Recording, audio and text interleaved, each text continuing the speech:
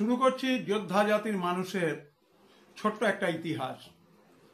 আমরা নেপালিদের কথা জানি, আমরা ছেত্রীদের কথা জানি, আমরা আলোচনা করব খড়কাদের কথা বা খাদকাদের কথা। এই যে খাদকা বা খড়কা, এটা একটা সারনেম বা পদবী, এবং এরা খাস এবং ছেত্রী যে গোষ্ঠী কাস্ট নেপালের, তাদের থেকে এসেছে।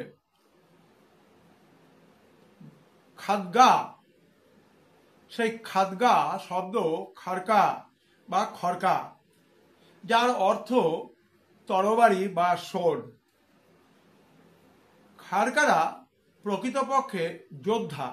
প্রাচীন যে ইতিহাস, সেখানে দেখা যায় এদেরকে বলা হয় পাইকেলা। পাইকেলা শব্দের অর্থ হচ্ছে যোদ্ধা, এবং এটা হচ্ছে র্যাঙ্ক বা পদ বা পদমর্যাদা।